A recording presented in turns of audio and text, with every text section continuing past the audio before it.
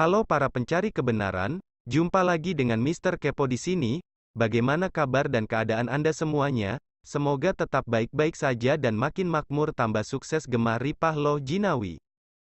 Untuk edisi kali ini, kita akan mengupas sejarah kekejaman dan kebiadaban Kristen yang pasti Kristen lokal pada gak tahu karena mereka taunya cuma Kristen ajaran kasih, dosa-dosa udah ditebus, pas mati langsung masuk sorga.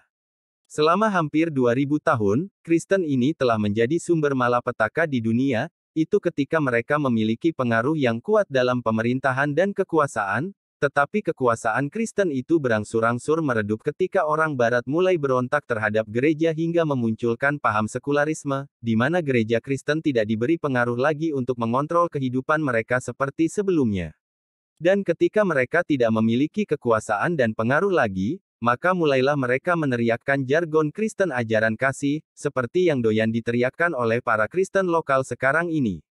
Sejarah itu penting tentunya, Alkitab adalah sejarah, Musa adalah sejarah, Yesus dan Paulus adalah sejarah, Perjanjian Baru adalah sejarah, jadi mari kita belajar sejarah. Inilah sejarah intoleransi, kekejaman dan kebiadaban Kristen bagian 4 dikutip dari stellarhouseproducing.com.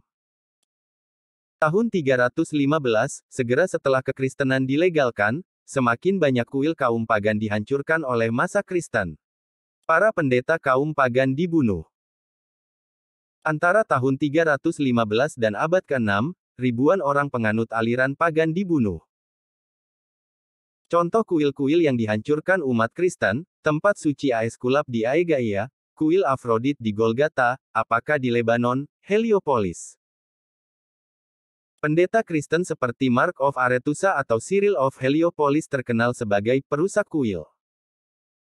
Tahun 356, pelaku upacara keagamaan kaum pagan akan dihukum mati. Tahun 408–450, Kaisar Kristen Theodosius bahkan menghukum mati anak-anak, karena mereka telah bermain dengan sisa-sisa patung pagan. Menurut penulis sejarah Kristen, dia mengikuti dengan cermat semua ajaran Kristen. Bagaimana tanggapan saudara-saudari semua mengenai sejarah penuh kasih Allah Kristen bagian 4 ini? Semoga ini bisa menambah pengetahuan Kristen semuanya biar mereka makin tahu sejarah kasih mereka. Kalau ada tanggapan tulis saja pada kolom komentar di bawah, link dari sumber referensi ini akan saya cantumkan di bawah biar bisa Anda periksa sendiri keabsahannya.